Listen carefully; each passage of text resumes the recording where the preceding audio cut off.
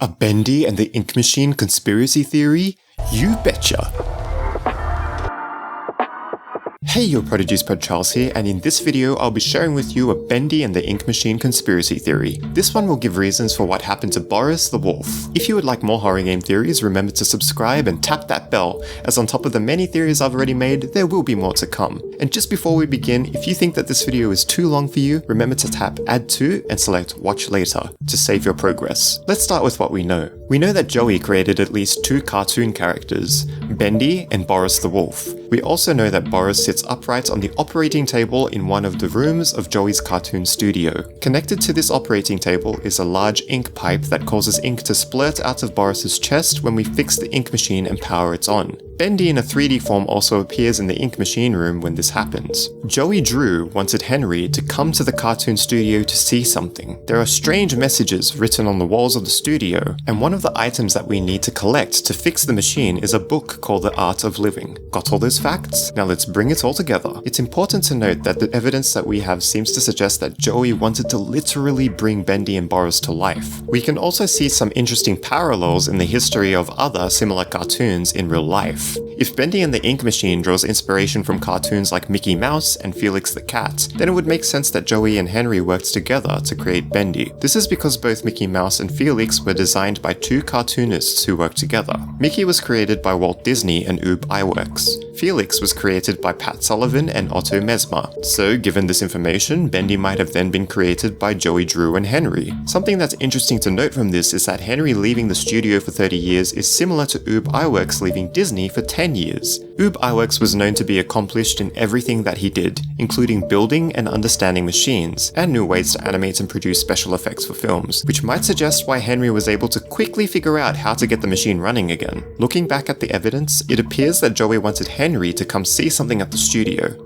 And from what we can see from Chapter 1, that something appears to be the ink machine. Provided that Joey is alive, which you can find more information about in the video card that will appear now, Joey seems to have wanted Henry to come and fix the ink machine as part of some way to bring Bendy to life. We can also point to the book that we collect as part of the ritual, The Illusion of Living, which may have been written by Joey Drew to show how he brought his art to life in animation, or how he literally brought his art to life. One of the Prodigies have pointed to a book known as The Illusion of Life Disney Animation, written by two of Disney's original animators, so this could actually be a reference to that book. In any case, the book's title and the Frankenstein theme around Boris the Wolf in Chapter 1 seems to suggest that Joey wants to actually bring his cartoons to life. But what is up with Boris the Wolf? I think that something horribly wrong happened when Joey tried to bring these characters to life. After the ritual was performed by Joey and his team to bring back Bendy and Boris, they could either only make Boris's body physically appear in the real world, or when Boris was brought to life,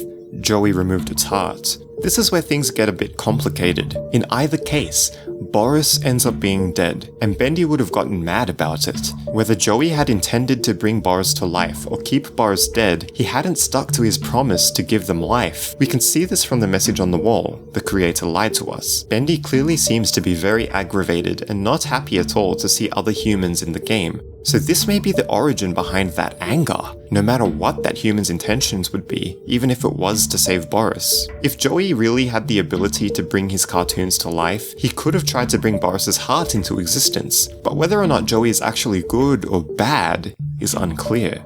Joey might also have taken Boris's heart out for other reasons. This is why I say things are complicated.